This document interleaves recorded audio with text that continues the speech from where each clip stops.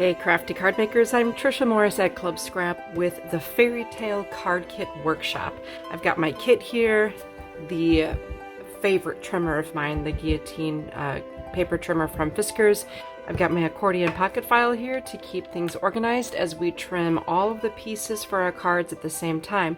If you don't happen to have one of these, it's something that you make yourself, and I will help you do that with a video tutorial and instructions. So reach out to Club Scrap if you don't yet have your accordion pocket file made, and in the meantime, just maintain 4 separate piles, one for each set of cards and then one for some spare pieces of paper we'll create in the process. And I've also printed a copy of the Fairytale assembly instructions as well, and this contains all of the trimming diagrams that we need to follow in order to get everything set up for our cards. So I'm going to set aside the ribbon and some of the embellishments that came in this card kit, and the first thing we'll do is put all the paper in the order that we'll be trimming it.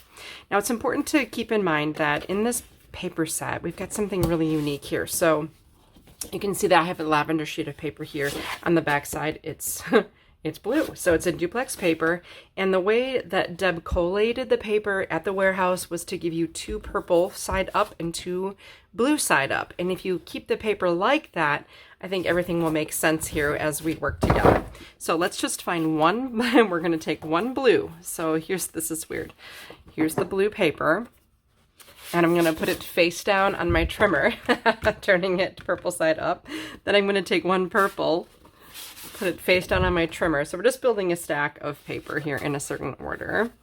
And then I'm looking for a sheet of the pink. This has this beautiful texture on it. And then an aqua. So that aqua is distinctively different, and it's aqua on both sides. So take one of those.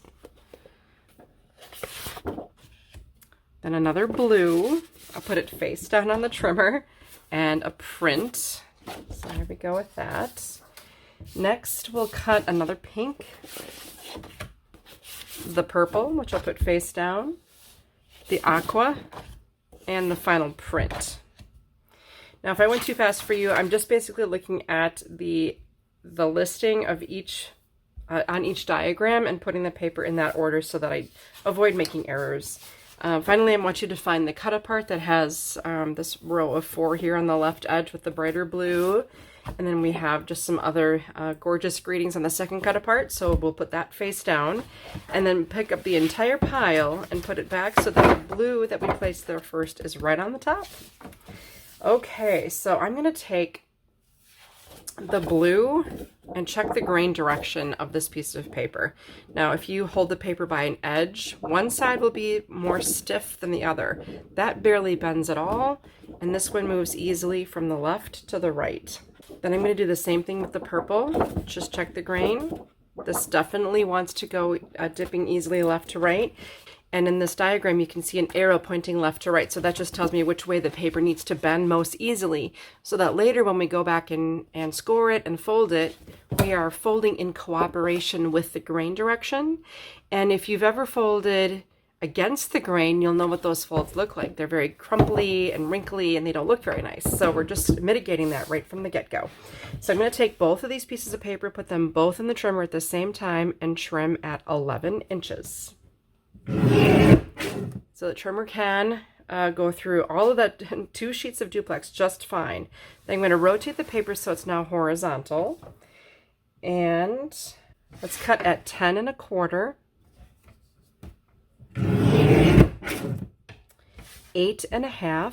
Make sure your paper is level at the top here, and you're stabilizing each time, especially with this heavy paper. And 4 1/4. Okay, so now I have 4 card bases. I've got these narrow strips, and all of these pieces need to be scored before we can use them. So I'm going to set this aside, and then we do have this 1x12 strip. I'll just put that in pocket D for later if I decide I want to use it. Now I'm going to take one pink paper that's next in the stack. Check your grain direction.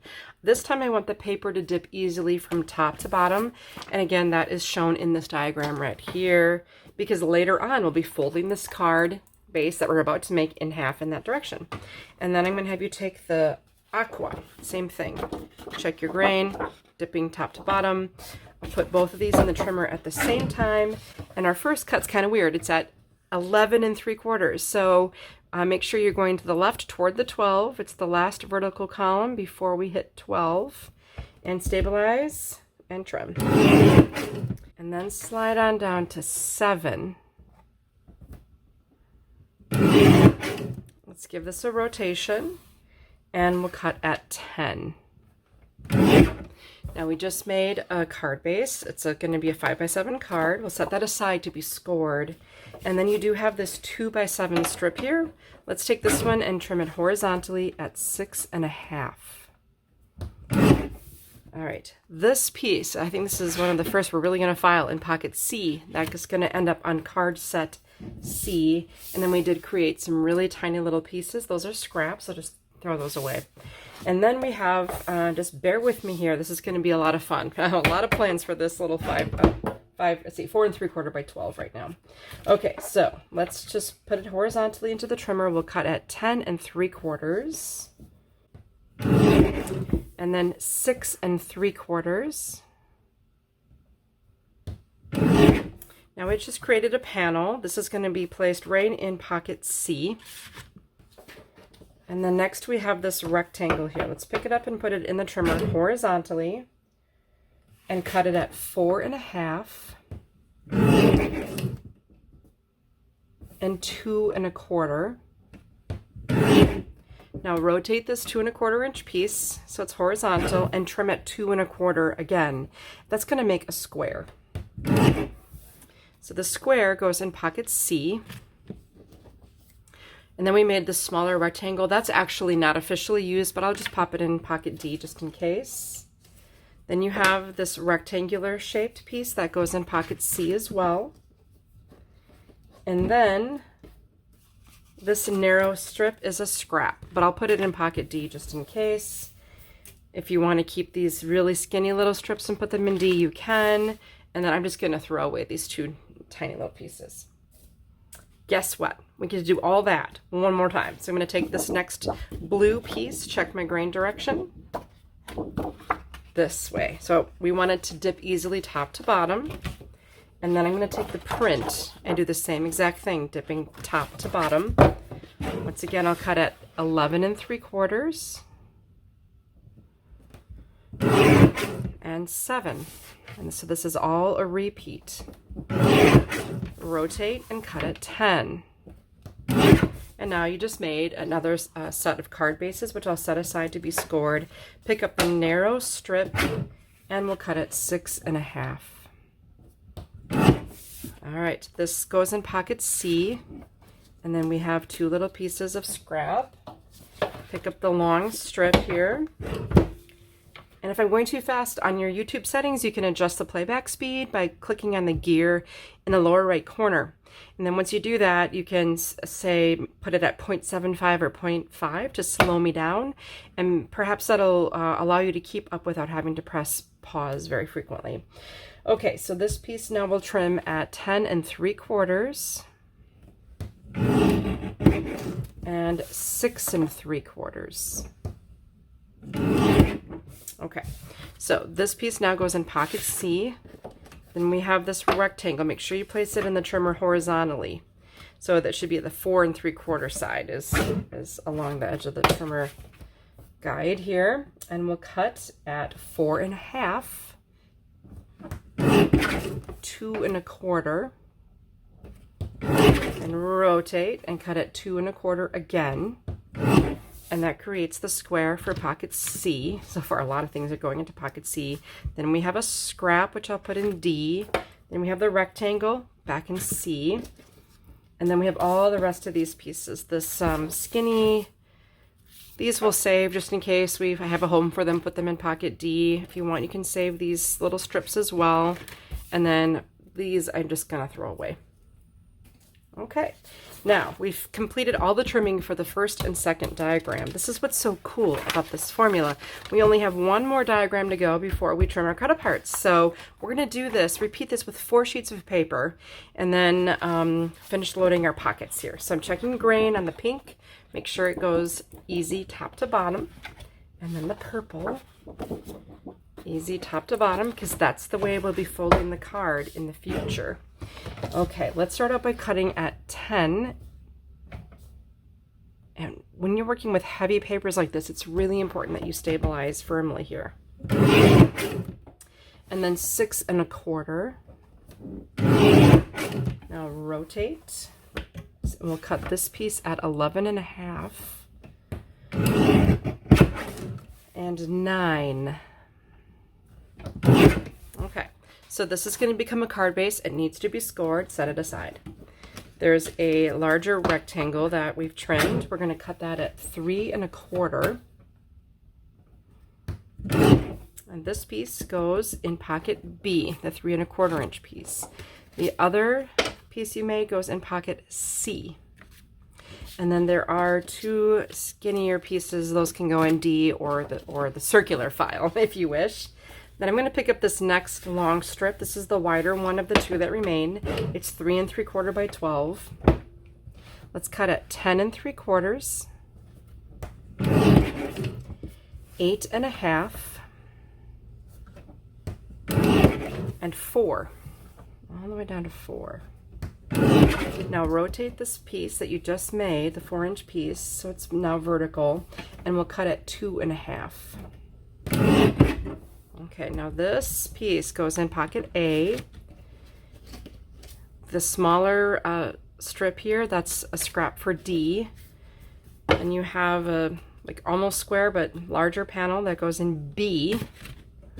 And this little rectangular guy goes in A. Make sure you're always grabbing both of them. And then you've got a strip here. This skinniest one at the end is a scrap. All right, one more cut. I'm going to take this 2 by 12 and cut it at 6. Stack up all those pieces. It goes in pocket B. Okay. We get to do all that one more time. So if it didn't go well for you in the first round, you can try again. And honestly, if you're a beginner, maybe you're just watching this for the very first time, you're like, oh my gosh, I don't even know where to begin. Maybe grab a sheet of paper you don't like and do a practice run with me just to get the hang of this whole process. Trust me that with a little bit of practice, like anything, it will get easier and easier. Okay, so I'm doing the aqua and the print at the same time. Grain direction is dipping easy top to bottom, and we'll cut at 10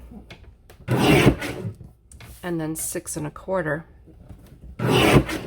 Rotate 11 1/2 and 9. Okay, here we have some more card bases. We'll set those aside to be scored, and then we'll take this piece and trim horizontally at 3 1/4. All right, this 3 1/4 inch piece goes in pocket B, and the other one goes in C. And then there are these 2 little skinny guys. I'll just pop those in D just in case I decide to use them. Now we have our longer strip here. We'll start out at 10 3/4, then 8 1/2, and 4. Now just leave that 4-inch piece in there, but rotate it and cut at 2 1/2. All right, this rectangle goes in pocket A. And then you do have a narrow strip that's a scrap for D. The next set of panels, B, those are larger. Another set of panels, A, slightly smaller. And then you have the smallest remaining that goes in your D pile or scrap. Finally, you have the 2 by 12. We'll cut horizontally at 6. I'm just cutting this right in half. Stack these up and they go in B. Okay, that is all of the regular plain and printed papers, and now we've arrived at the cut aparts. For my newbies here, all of our cut aparts start out a little larger than 12 by 12, and our goal is to shrink them down to exactly 12 by 12 by trimming as accurately as possible on that guideline on each corner. You'll see one of those little grids on all 4 corners. So I'm going to place this in my trimmer, and I'm going to try to see to it that that little hash mark is aligned with the edge of my stainless steel blade on the trimmer base. And then I'll rotate and realign again, trying to get that as aligned as possible. rotate again, and this time I can actually just measure at 12 inches to take this off the edge. Take the edge off. And then rotate again and cut at 12 for the final side. You can dispose of the little scrappies at the end. And we do this just so that we give ourselves a really good starting point for when we cut these into individual pieces for our cards. Okay, so most of these cuts are going to land on the nearest 1/4 inch. So our first one is going to be at 10.5, and then 9. Let those pieces pile up as you cut. Then 6.5,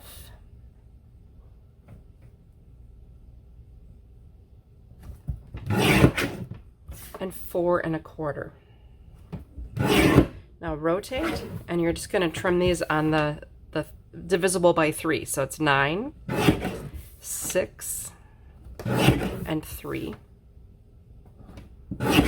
Stack up all of these inner sentiments and put them in pocket B. Now this next one, we're going to kind of do the same thing, I believe. We're cut at 9, 6, and 3. All of these go in pocket B. Then we're going to cut these into 1.5 inch strips. So we'll start out at 10.5. So what I basically do in my head is I go, all right, 9.5 minus 1/2 is 9. And then I add, subtract. So here's 1 inch, 1.5 inches, puts me at 7.5. And then 6, 4.5, 3, and 1.5.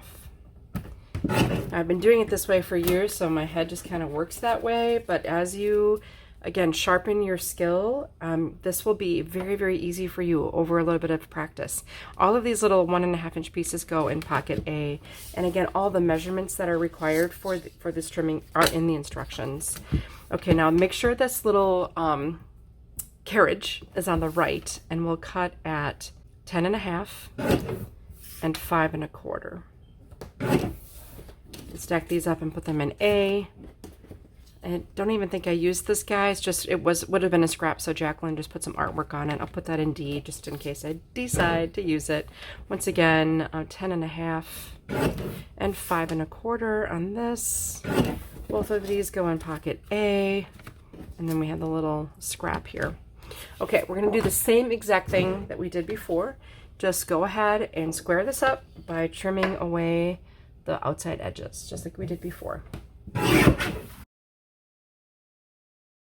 Okay, so make sure the word happy birthday is in the upper left corner here. For our first cut, it's going to be at 10.25, and then 8, and 4. Now you can take these two pieces, they're both 4 by 12, and we'll just cut them in half at 6 inches. And pop these into pocket C, all of 4 of these panels. Okay, now this next strip, make sure it's the one that says hope your day is magical. Place it in the trimmer so that this little rectangle is on the right. We'll cut at 11, 8.25, 5.5, 2.75. All of these pieces, with the exception of this little rectangle, go in pocket C, and you can pop the rectangle in D. Finally, we'll cut these on numbers divisible by 3. So we'll cut at 9. You thought you left math when you left high school. 6 and 3. Or maybe you're a mathematician and you're like, wow, this is great. Okay, put this in pocket A. And that's all the trimming. So we're done. I can take the trimmer, put that aside. I've got this accordion pocket file sort of Velcro to the back of my trimmer base. I'll lay it on its side and grab my score pal. Now we have this whole pile of things that we've set aside to be scored, so I'll just tackle the pieces in the order in which they landed. Now this is a 6.25 by 9, and we need to score this at 2.25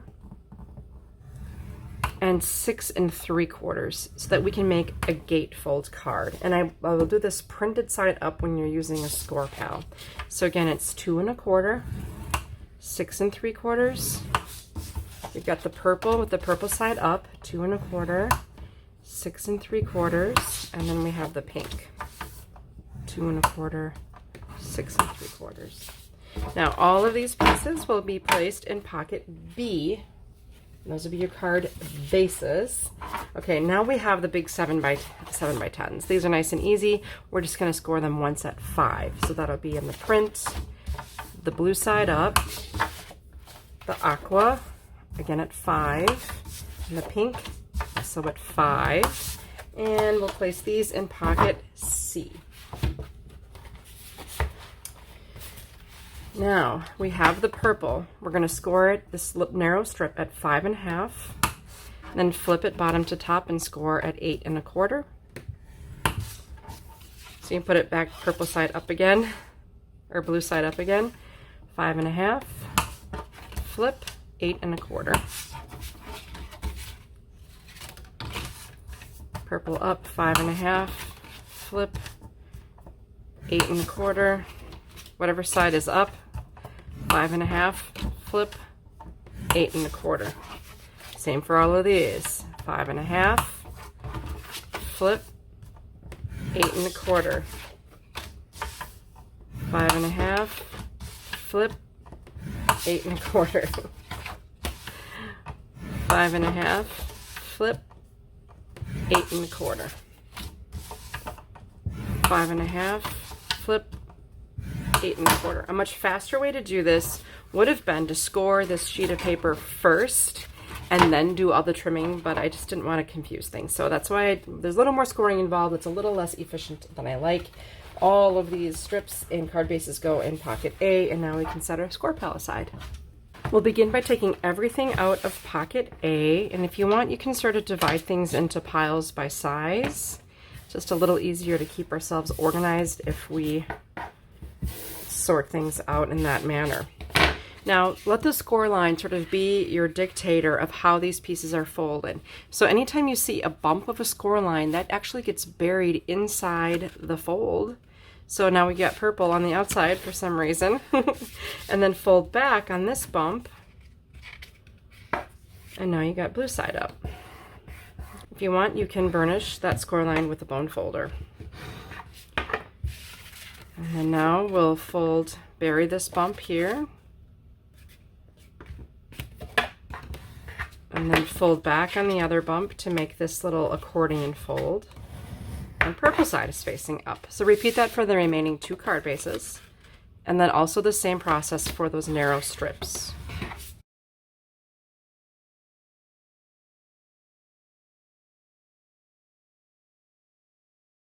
Now with everything folded and scored, you can see that we're able to alternate some colors here. So I'm going to start out with my 2 purple card bases, and then my 2 blue card bases. And then we want to position these other little strips so that the wide part is on the top and then the folded accordion is on the right, like so. And so then I know that I have to match a blue one here, and then a blue one here. Make sure again that the accordion portion of the fold is on the right, and purple will go there and here. So we're just starting to distribute all of the pieces that belong on each card. I'm consulting page 3 of my instructions to kind of take a look at what each card contains so that I can sort everything out visually. So next I'm going to take an aqua panel and add it here, followed by another purple panel, nesting, or smaller purple panel. Make sure you have them, the larger and the smaller pieces there. This will nest like so. And then for this one I'm going to do pink and then print, and then on the blue card base I'll do purple with pink smaller, and then I'm going to do the larger print with the aqua. So it's just a distribution of colors. You can flip-flop, change, alternate, whatever you want to do with those. Each one has a sentiment for that larger strip on the front. So the first one we'll do is Metal Knot in the Affairs of Dragons, followed by Some of My Best Friends Are Like Fairy Tales, then Always Be Yourself, and then We're Like the Same Person. So it's Metal Knot, Some of My Best, Always, and We're Like. Okay, now for the inner parts. For this Metal Knot, for you are crunchy and taste good with ketchup, and then a happy birthday. Some of my best friends are like fairy tales are paired with they've been there since once upon a time and will be there until forever after.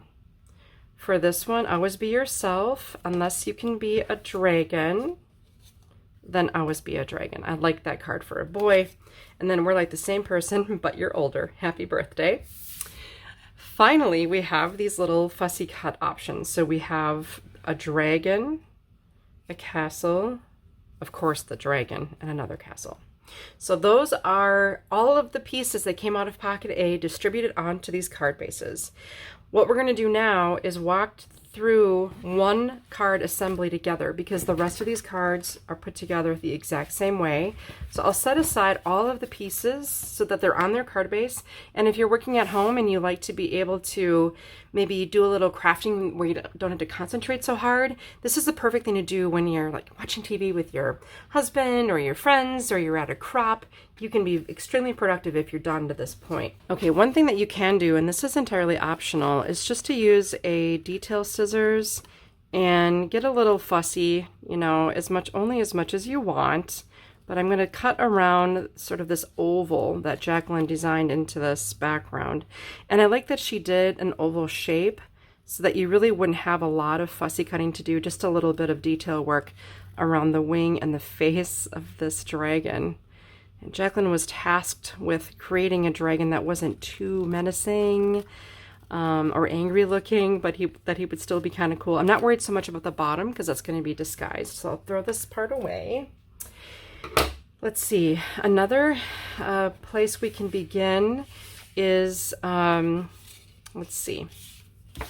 Let's take this guy and position our narrow strip. You'll do this for each card.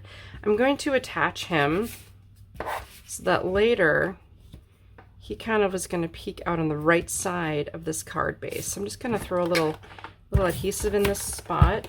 Just starting out a new roll here of my ATG. And I'll position this so that it's going to kind of be right about there. So I'm just looking at his little feet. There we go. That's just where I want him to be. And then I can take this long, skinny sentiment, and that's designed to fit right on top of this narrow strip.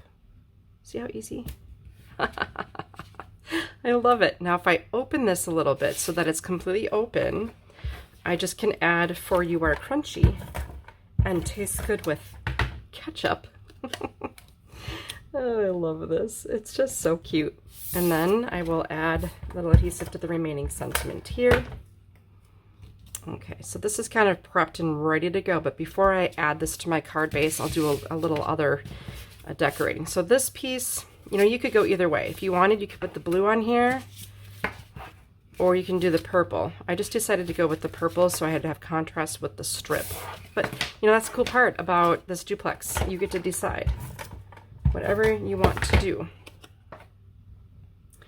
Now, I did a little embellishing trick here. So with this ribbon, I'm going to take a length of it that exceeds both sides, so a little bit wider, maybe by about an inch. I'm going to take a second one and do the same exact thing. Okay, now I need some tape. So this is called a double looped bow, at least that's my name for it. Check the grain direction of the ribbon, which way does it want to loop. Just like paper, ribbon has grain. And I'm going to put the center of the folded piece of ribbon on the upper center of this panel. Bring the tail end to the back and tape it. Make sure both pieces get taped. Okay, now the second piece, make sure you're working with the grain. I'm going to thread it through the loop that I added and fold it in half and give it a little tug and tape this to this side and tape it at the back as well. So 2 loops, make a double looped bow. What I like about a loop like this is it's very flat. The knot is not huge like it would be on a standard bow, and because we're going to put these in the mail, it's just nice to have a flat ribbon accent. So then I'll just add a little adhesive to the back of this panel, and it's designed to nest perfectly onto this flap of the card. Okay, now here's a fun little trick. The card will be closed and your zigzag will be closed. All I need to do now is turn it over and apply adhesive to only the areas that you can see. If you apply it to any other area, your card will not open properly. So again, just on this area and this area, nothing in this valley fold here. If you get adhesive in there, not gonna work. And then I'm gonna just place this up a little bit from the bottom edge so that the top of this oval doesn't extend past the edge of the card. And all I have to do is place it, and now the card functions perfectly. Isn't that clever? The last thing would be to attach some of these puffy stars. Of course, all the embellishing of any card is optional, and the way that I attached my puffy stars is just to take some bookbinding glue from a needle-tipped applicator. It's the most efficient way to use our bookbinding glue for little detail work like this. So add one here. This will always be the last thing you do, and then set the card aside, away from the cat. Well, maybe we'll add a star. Kind of here, maybe. And that glue works so well for any metal, paper on paper, fabric on paper, wood on paper. I'm going to add one more. I'm going to put it here. Just cuz. Okay, so now I've got some cute little stars going on. Look at this adorable card. Okay, so the remaining cards in the set assemble exactly the same way. So this is the one we made together.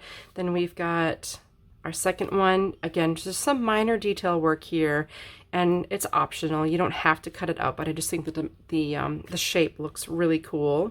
This one I just didn't add ribbons to show that you don't really need to, especially because there's a printed panel here. This one, the ribbons added, goes together exactly the same way. And here we have the final card. I put 2 stars here this time, 1 there. I mean, it's designer's choice, right? So that is set A. I'm going to put all of this away, and we'll empty the pocket for card set B. I've sorted all of the pieces out by size, and I've got my scored pieces here. So we're going to follow the same protocol. I'm flipping everything over so the bump of the score is facing up, and then you'll make the gatefold card by simply burying the bump inside the fold. It's just a good way to remember. Bury the bump, then you know you're always folding correctly. And I think a lot of people believe the bump belongs on the outside of the card, but that's not the proper stationer's method. It's always the bump on the inside of the fold. So just do that for all of the cards. Next, I'll put the cards in the order that we'll assemble them. So we're going to start with the aqua card base. And then number 2 is going to be the pink. Number 3 will be the print, and number 4 will be the purple. Again, this can be reversed as well if you're in the mood, but I'll just leave it out as the original plan. Next, find all of the really skinny little pieces. I'm going to put the prints here with the aqua, and then the aqua on the pink. I'm going to take the purple pieces and flip them to the blue side just for fun. And then I have the pink with the lavender here. Then we even have more panels, right? So if I look at this, I'll take the next largest panel and distribute them. And that's the fun about this. We've done all that work ahead of time.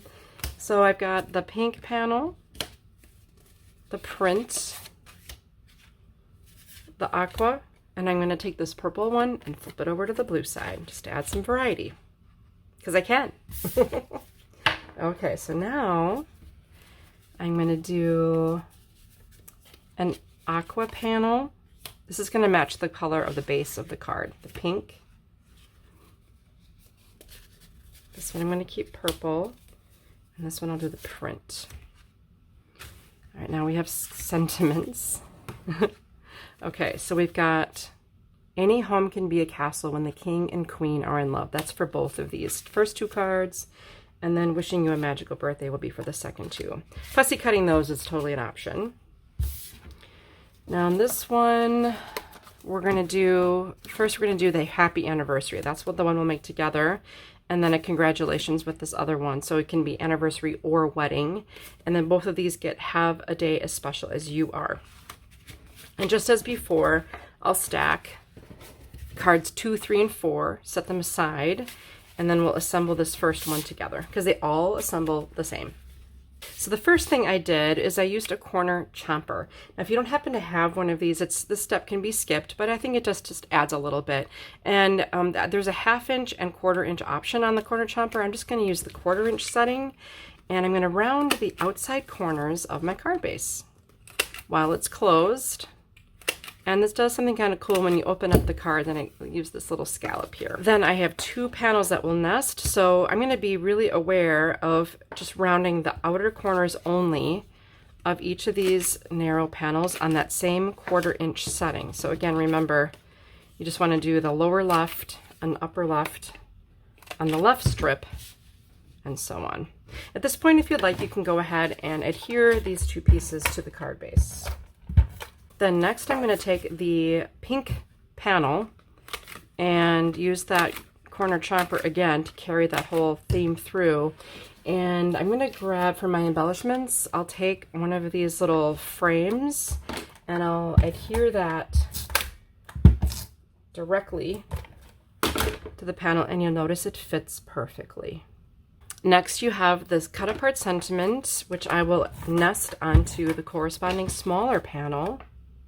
And if you like, you can take some foam adhesive circles, because I like to make my product go as far as I possibly can. You can always just cut these foam adhesive circles in half and get double the work out of them. And peel away the backing, and I like to leave that little tab intact as I'm trimming them in half, so all I have to do is just pull back on the tab. It just removes a lot of aggravation. And then I'll just pop that right onto the frame, and look at that fit. Okay, now here is the most important part of making this card, and you don't want to put any adhesive on the back of the right side, only the left side, so that it adheres to the left flap and your card can still open. And a great way to determine where that's going to be is just to flip the card over, the panel over rather, and I can see right where the seam, the center seam of the card is, so I just need to go to the left of that. And then flip it back over, and I'm going to do an upper center here. So what I'm checking is margin here, here, and here to be the same. Finally, I'll make a basic bow from this really pretty taffeta edged pink ribbon. So to do that, I just make 2 loops, or bunny ears, whatever you want to call them. Crisscross the ears, bring the front ear around to the back and through the hole, at the bottom. And then pull the ears, and it forms a really nice bow with a relatively flat knot. And again, with cards, I'm always looking for the flat knot because I want to mail it and I don't want it to have issues as it goes through the postal machines. I like to keep glue lines on hand for situations like this when you just want to adhere a bow. I put the glue line, you can put it on the paper or on the ribbon itself, burnish, remove that backing, and then you can add the bow. Just make sure it lands on the laser cut. So sweet. Very, very sweet. And then when you open it, all you need to do now is put a little adhesive on the back of the inner sentiment. This will be the happy anniversary. I'll put that in the upper half of the card. You get plenty of room to write your note. And this card is good to go. Now we have the other sample. So this is the one we made together. And here's the second one that's just like it, same kind of assembly. For this one, I mean, rounding the corners is optional. You could do that or skip it. And also fussy cutting this panel is totally your choice. If you're in the mood, I didn't spend a lot of time on it, but I just trimmed that out. And the same here, I did round the corners and added this fussy cut element to it. But look how the pattern paper matches the laser cut. It's pretty neat how all of that worked out. And in this case, I just used the beautiful, really super soft lavender ribbon to make the bow at the bottom of each sentiment there. Now I've taken everything out of Pocket C and sorted it out by size. So you can see there are the large card bases. Then we have a giant panel. We have some sentiments that are pretty big. We've got smaller sentiments here. And then we have a series of long,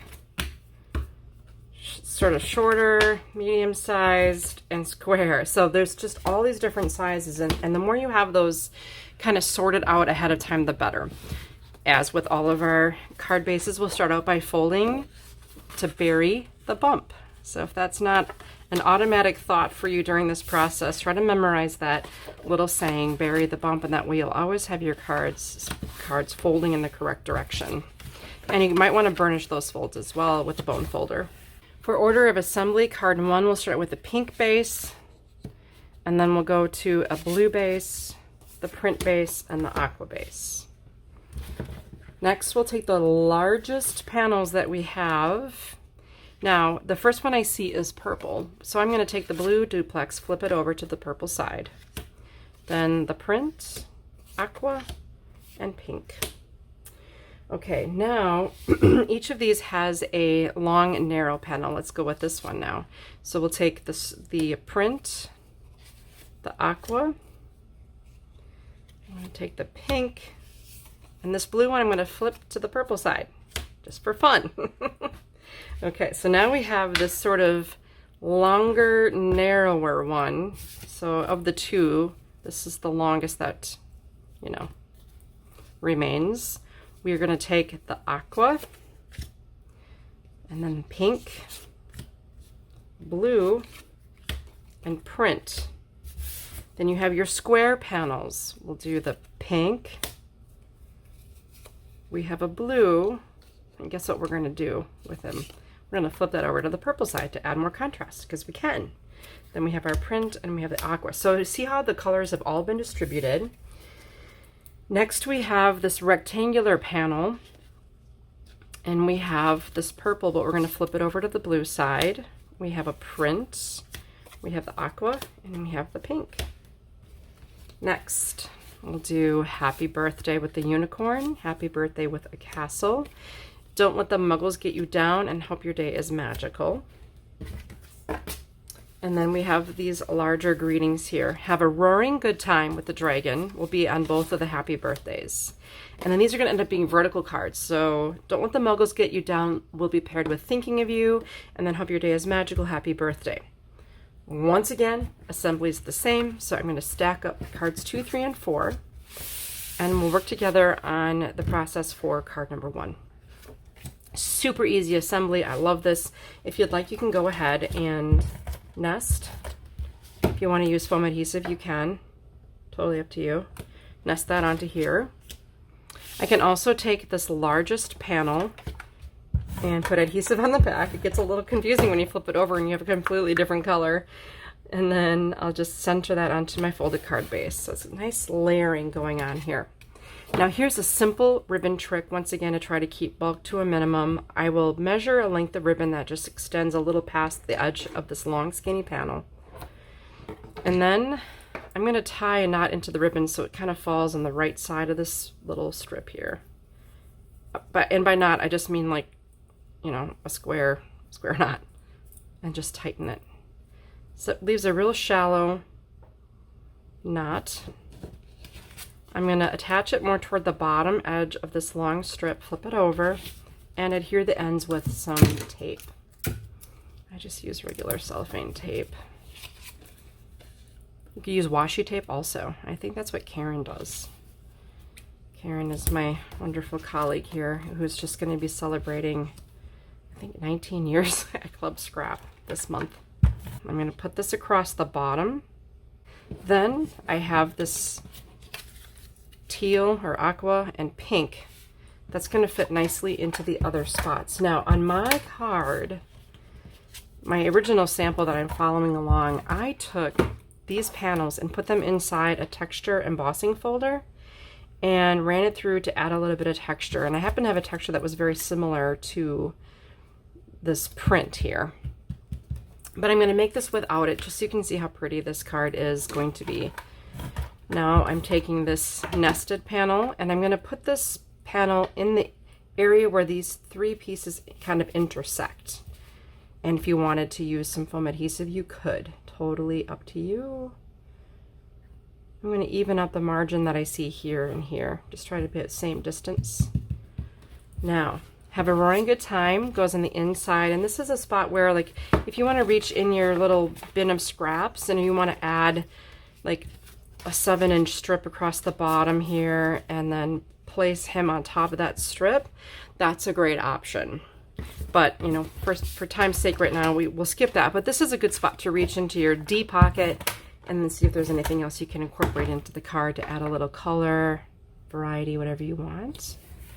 Okay, so the very, very last thing, and I saved this for the end on purpose, is I'm going to take this tiara charm and some of our bookbinding glue and then in the needle tip applicator, and I'll just add some adhesive to the flat areas. And let's just put this tiara right next to the words happy birthday here. Then I'm going to set that aside until it completely dries so it doesn't slide around on that cut apart. And you've got your completed 5x7 card. Let's take a look at those finished samples. Here is the version of that exact card with the texture added. And you could literally add anything. Stars, swirls, dots, anything you want can be added to these panels. And I just did it with all of the plain panels. This is another Roaring Good Time one. Then this is the vertical assembly. You'll notice that I rounded the corners of this just to kind of coincide with the fussy cut frame that I created, kind of like that mirror, and added a basic bow instead of wrapping. Now that's totally up to you, but I thought the basic bow was very sweet and placed the tiara charm right at the top of the little frame. And I did the same thing on the other card. You can see the texture added, rounded corners, fussy cut, bow, and a charm. Wow, that wraps up all 12 of these really cool fairy tale cards. If you liked this collection and you want to make some layouts, maybe you've been to Universal Studios or Disney, or you had a party for your child, or you attended a baby shower or a wedding, I'm sure that this collection would make wonderful pages for favorite events. And I know these cards are going to make a great addition to your stash for all of those special birthdays for those you love and that you send cards to every year. So thank you so much for joining me, and if you're not yet a member of Club Scrap, please give us a try. We'd love to have you join us, and remember that anyone can always shop, but members always save. We'll see you next time.